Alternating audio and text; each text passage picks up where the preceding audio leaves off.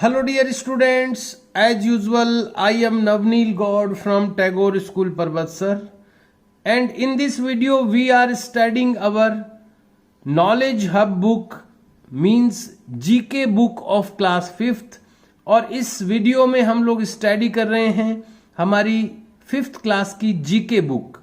Dear students, as you know we have completed our 5th lesson in our previous video.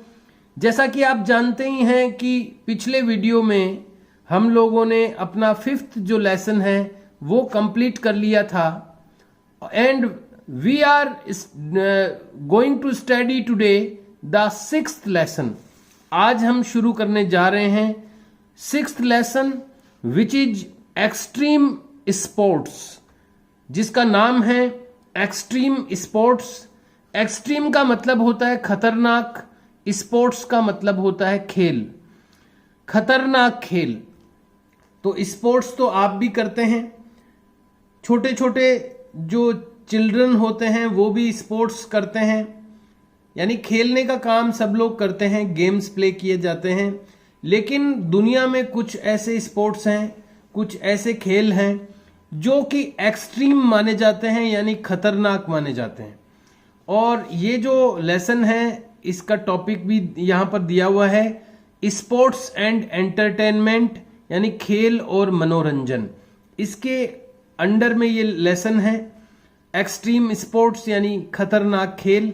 इस lesson में हम लोग कुछ extreme sports के बारे में नॉलेज गेन करेंगे, कुछ खतरनाक खेलों के बारे में हम कुछ नॉलेज प्राप्त करेंगे। आइए शुरू करते हैं लेसन को। लेसन नंबर 6, एक्सट्रीम स्पोर्ट्स यानी खतरनाक खेल आर एक्टिविटीज, ये वो एक्टिविटीज हैं, ये वो क्रियाकलाप हैं। परसीव्ड यानी माना जाता है, यानी ये वो एक्टिविटीज है जो मानी जाती है। परसीव्ड का मतलब होता है मानी जाती है। As involving a high degree of risk, जिनमें कि माना जाता है, इन्वॉल्विंग यानी संलग्न या सम्मिलित होती है, a high degree of risk. Risk का मतलब होता है खतरा या जोखिम। जोखिम का हाई डिग्री की जोखिम होती है, यानी बहुत उच्च स्तर की जोखिम होती है इनमें। ये ऐसे खेल माने जाते हैं जो कि जिनमें कि शामिल होता है, इन्वॉल्व होता है a high degree of risk, यानी हाई डिग्री की रिस्क इसमें इन्वॉल्व होती है, यानी ऊंचे स्तर की जो रिस्क यानी जोखिम, खतरा, वो इसमें शामिल होता है। तो ऐसे कौन कौन से खेल हैं, गेम्स हैं जिनमें कि हाई डिग्री की रिस्क इन्वॉल्व होती है? ये कौन से गेम हैं जो कि एक्सट्रीम स्पोर्ट्स कहलाते हैं, यानी खतरनाक खेल कहलाते हैं, but also full of thrill. इनमें खतरा तो खूब होता है लेकिन ये थ्रिल से फुल होते हैं, यानी थ्रिल का मतलब होता है रोमांच यानी आनंद। ये आनंद से परिपूर्ण होते हैं।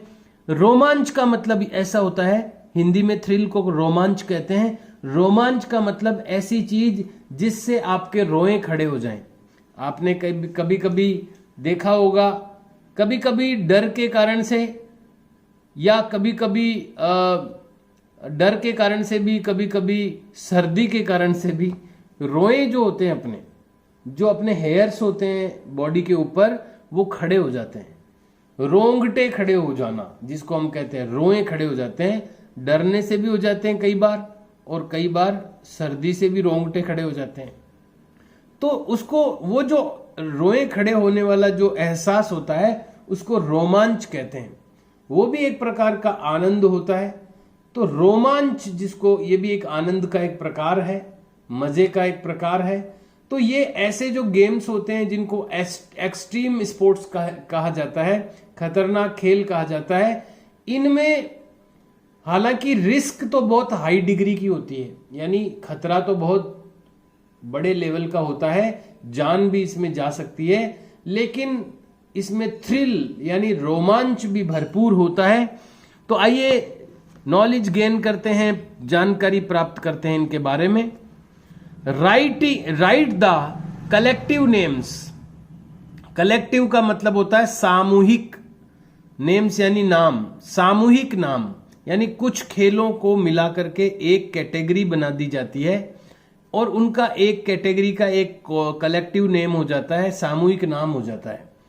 राइट यानी लिखिए, द कलेक्टिव नेम्स यानी सामूहिक नाम लिखिए, फॉर द फॉलोइंग निम्नलिखित के लिए, यूजिंग द क्लू बॉक्स को यूज करते हुए। तो यहां पर हर एक लेसन में क्लू बॉक्स दिया जाता है, यानी संकेत दिए जाते हैं, क्लू दिए जाते हैं जो कि एक बॉक्स में होते हैं, इसलिए इस बॉक्स को क्लू बॉक्स कहते हैं। तो यहां क्लू बॉक्स में क्या है, संकेत वाले बॉक्स में क्या दिया गया है देखते हैं। एक तो कैटेगरी है आइस स्पोर्ट्स की, यानी बर्फ के खेल। आइस यानी बर्फ होता है, तो बर्फ के खेलों को आइस स्पोर्ट्स कहा जाता है। दूसरा है हाइड्रो स्पोर्ट्स। हाइड्रो का मतलब होता है पानी, तो पानी में खेले जाने वाले जो गेम्स होते हैं या स्पोर्ट्स होते हैं वो हाइड्रो स्पोर्ट्स कहलाते हैं। थर्ड जो कैटेगरी है वो है एरो स्पोर्ट्स। एरो का मतलब होता है जो हवा में खेले जाते हैं या हवा से संबंधित जो गेम्स होते हैं वो एरो स्पोर्ट्स कहे जाते हैं। और व्हील्ड स्पोर्ट्स का मतलब व्हील यानी पहिया होता है, तो जो पहिए वाले जो साधन होते हैं, जो गाड़ियां होती है, उनसे जब गेम्स खेले जाते हैं, स्पोर्ट्स खेले जाते हैं, तो उनको व्हील्ड स्पोर्ट्स कहते हैं, यानी पहिए वाले खेल। तो बर्फ वाले खेल, पानी के खेल, हवा के खेल और पहियों के खेल, ये कुछ कैटेगरीज यहां पर दी गई है क्लू बॉक्स में, और यही कैटेगरीज हमें फिल करनी है। कुछ गेम्स को मिला करके उनके लिए एक कैटेगरी का नाम देना है कि वो किस कैटेगरी के गेम्स हैं। आइए शुरू करते हैं इनको। सबसे पहला ये आप देख पा रहे हैं आइस हॉकी। आइस का मतलब होता है बर्फ, हॉकी एक गेम होता है जिसमें एक छोटी सी बॉल होती है और सब जो प्लेयर्स होते हैं उनके हैंड्स में एक स्टिक होती है, एक छड़ी होती है जिससे कि वो उस गेंद को हिट करते हैं, उस बॉल को हिट करते हैं और गोल निकालने की कोशिश करते हैं। ऐसा गेम एक तो सिंपल हॉकी भी होती है जो ग्राउंड में खेली जाती है, लेकिन एक आइस हॉकी भी होती है जो कि बर्फ पे खेली जाती है, जहां पर बर्फ जमी रहती है वहां पर फिर उस बर्फ यानी आइस के ऊपर जब इसको हॉकी को खेला जाता है तो इसको आइस हॉकी कहते हैं। तो एक गेम तो हो गया आइस हॉकी का। फिर दूसरा है स्नो स्केटिंग। स्केटिंग क्या होता है, स्नो यानी होती है बर्फ, बर्फ के ऊपर स्केटिंग करना यानी फिसलना। ऐसा एक लकड़ी का या लोहे का नीचे जो आपको पीस दिखाई दे रहा है, जो एक फ्लैट जो एक पीस होता है, एक चपटा पीस होता है, वुडन का भी हो सकता है या आयरन का या किसी मेटल का हो सकता है, ये बर्फ के ऊपर फिसलता है। और जो भी लोग होते हैं ये खेल खेलने वाले, वो अपने पैरों को इससे बांध लेते हैं और फिर बर्फ के ऊपर फिसलते हैं, तो इसको स्नो स्केटिंग कहा जाता है।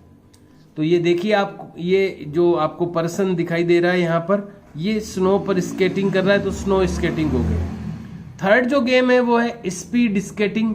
इसमें स्नो स्केटिंग में तो क्या है कि आदमी अपने मजे के लिए, फन के लिए करता है, लेकिन यहां पर दौड़ हो रही है। देखो स्केटिंग की भी दौड़ हो रही है कि कौन कितना तेज स्केटिंग कर सकता है, कौन कितना तेजी से फिसल सकता है बर्फ के पहाड़ों से। इसमें लोग गिर भी जाते हैं, लेकिन एक तरह की ये रेस है, तो इसको बोलते हैं स्पीड स्केटिंग। तो यहां पर देखिए 3 स्पोर्ट्स दिए गए हैं, और ये सारी जो गेम्स हम लोग पढ़ रहे हैं ये एक्सट्रीम स्पोर्ट्स हैं, यानी खतरनाक खेल है। इन सभी में चोट लग सकती है, जान भी जा सकती है, क्योंकि बर्फ से जब गिर जाता है कई बार तो वो आदमी की जान भी जा सकती है, या फिर कई बार बर्फ के जो बड़े बड़े चट्टाने होती है, बर्फ के बड़े बड़े टुकड़े होते हैं, वो टूट के गिर जाते हैं, तो उनके साथ कोई भी जो पर्सन ये गेम्स प्ले कर रहा है वो भी गिरता है। कई बार बर्फ के बहुत बड़े बड़े टुकड़े आके ऊपर गिर जाते हैं, तो ये इस तरह के खतरे भी रहते हैं इसमें, इसलिए इनको एक्सट्रीम स्पोर्ट्स में रखा गया है।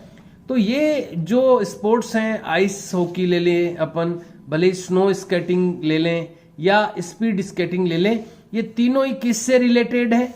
ये तीनों ही बर्फ से रिलेटेड गेम्स हैं, इसलिए इनको आइस स्पोर्ट्स में रखा जाएगा। तो यहां पर जो नंबर 1 यहां पर लिखा हुआ है, ये यहां पर स्पेस दिया हुआ है इन तीनों के नीचे, नंबर 1 पे यहां लिखना है आपको ice sports, ICE ice and SPORTS sports, ice sports यहां पर लिखना है।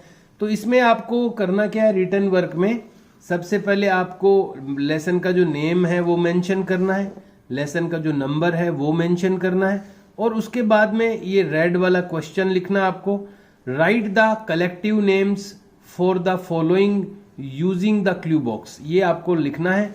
और उसके बाद में ये जो तीनों गेम्स हैं इनके नेम्स लिख देना है आपको, नंबर 1 लगा के आइस हॉकी एक ही लाइन में, उसी लाइन में नंबर 2 लगा करके स्नो स्केटिंग, उसी लाइन में नंबर 3 लगा करके और स्पीड स्केटिंग। या उसमें ऐसा नहीं करके आप 1 2 3 वैसे भी कर सकते हैं, या आप ऐसा करें कि फर्स्ट लाइन में नंबर 1 लगा के आइस हॉकी और उसी एक लाइन में नंबर 2 लगा करके स्नो स्केटिंग, और थर्ड जो स्पेलिंग है वो सेकंड लाइन में लिखिए आप, नंबर 3 लगा करके स्पीड स्केटिंग, और इसके सेकंड लाइन में डैश लगा करके ब्रैकेट में लिख दीजिए आइस स्पोर्ट्स।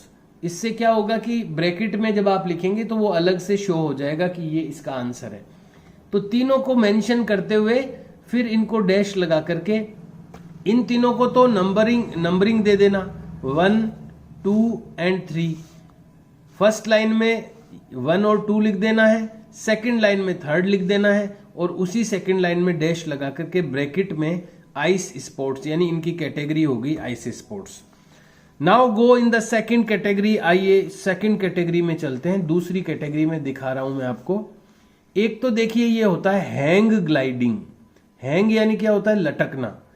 ग्लाइडिंग का मतलब होता है ग्लाइड करना, यानी उड़ना, एक तरह से आसमान में उड़ना और लटके हुए उड़ना। देखो ये पर्सन आपको दिख रहा है, इसने ऊपर अपने कुछ उड़ने का ऐसा सिस्टम बना रखा है इतना बड़ा, जैसे पतंग कैसे उड़ती है वैसे ही बड़ी सारी पतंग होती है बहुत बड़ी, उसके ऊपर लटक करके आदमी भी उड़ सकता है, तो उसको हैंग ग्लाइडिंग कहते हैं। देखो ये आदमी है, यहाँ पर मैन है, कोई प्लेयर है, ये स्पोर्ट्स मैन है, और इसमें ऊपर बहुत बड़ी पतंग जैसा है ये, जैसे पतंग कैसे उड़ती है हवा में वैसे ये पतंग है एक तरह की बहुत बड़ी।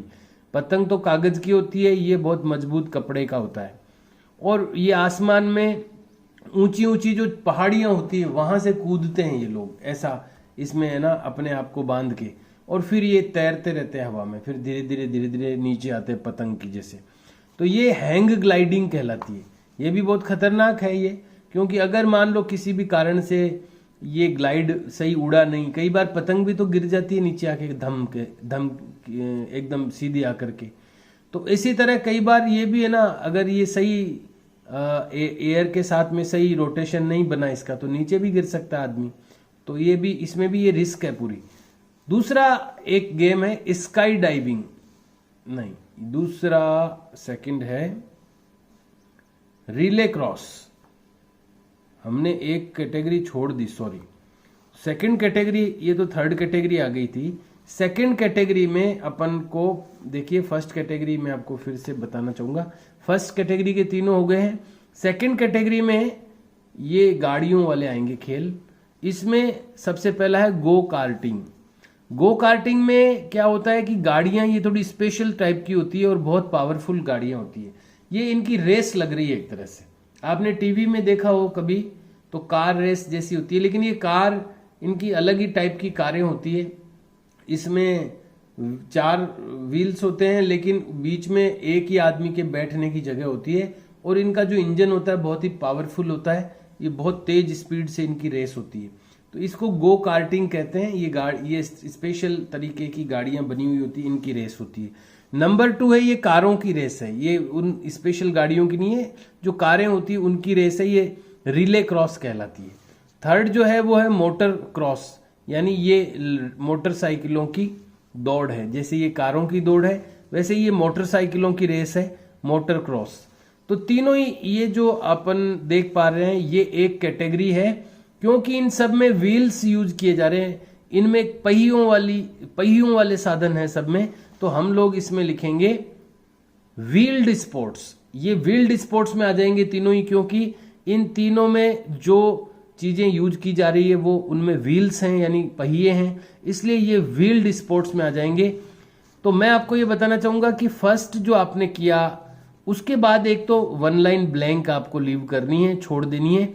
उसके बाद में नेक्स्ट एक लाइन छोड़ करके आप नंबर 1 लगा दीजिए गो कार्टिंग, फिर उसी लाइन में थोड़ा स्पेस दे करके नंबर 2 रिले क्रॉस, फिर नेक्स्ट सेकंड लाइन में नंबर 3 लगा के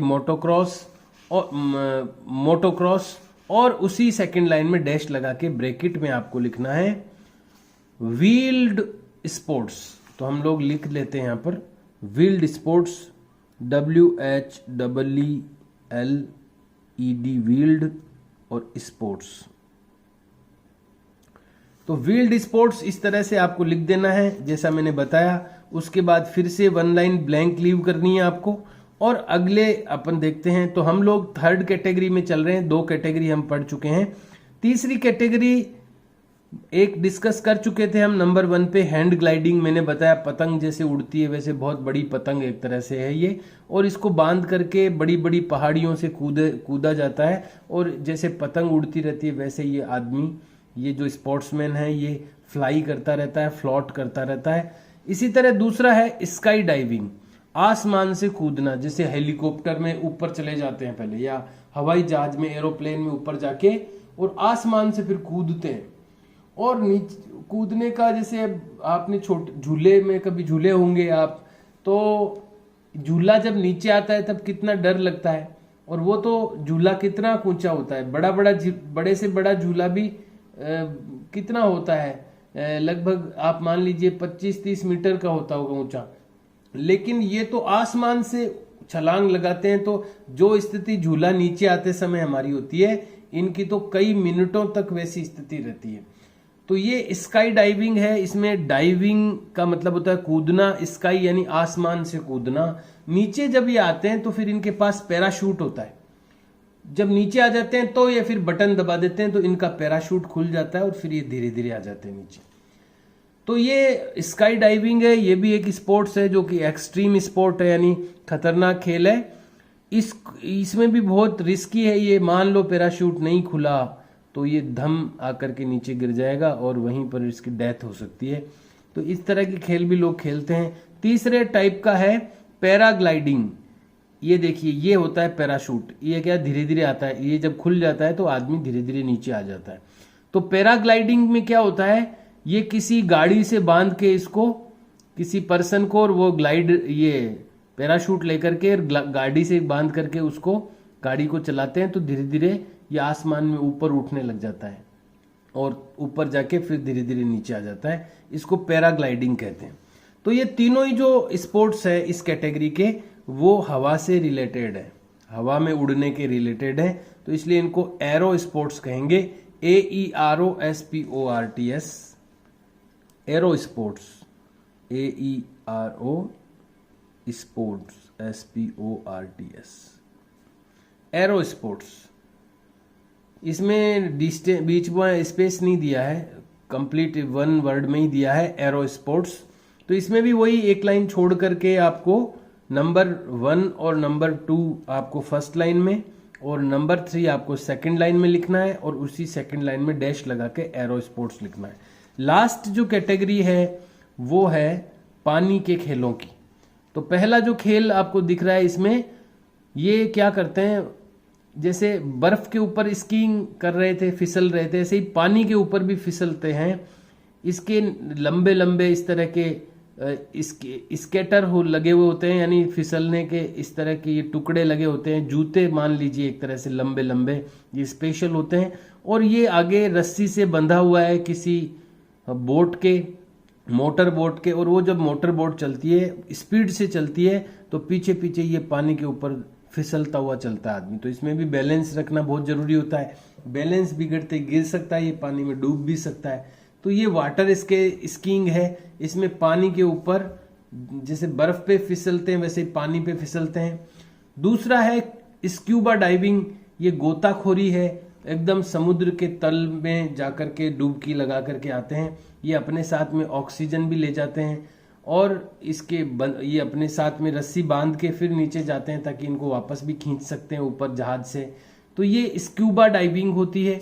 और तीसरी है कैनोइंग, इसमें नौका दौड़ होती है। ये छोटी छोटी डुग्गियां, जिसको छोटी नाव एकदम छोटे साइज की, जिसको डुग्गी या डिग्गी कहते हैं, तो उसको ये छोटी सी बोट होती है जिनकी एक रेस टाइप की होती है, ये कैनोइंग कहलाती है।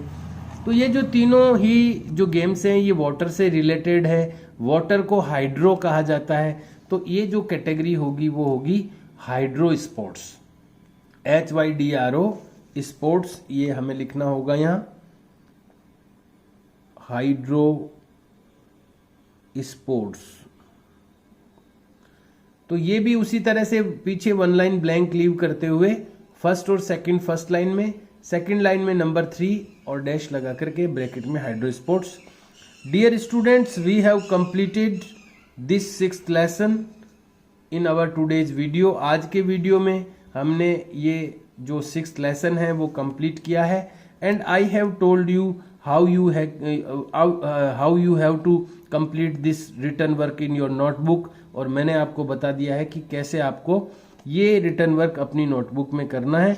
And also try to learn it, और इसको लर्न करने के लिए भी कोशिश करनी है। Okay dear students, we will meet in next video now and we will do the next activity and next chapter in the next video. Dear students, try to do your work in a very good handwriting. प्यारे बच्चों, अपना जो work है वो अच्छी handwriting में करने की कोशिश करें ताकि आप उसको लर्न भी कर सकें और उसको पढ़ भी सकें, और जब टीचर के पास में आप उसको चेक कराने के लिए लेकर आएं तो टीचर भी उसको आसानी से रीड कर सके, पढ़ सके। So you should try to write your homework in a very good handwriting. इसलिए अपने जो होमवर्क है उसको बहुत अच्छी हैंडराइटिंग में करने का प्रयास करें। Okay dear students, have a nice day, see you and bye.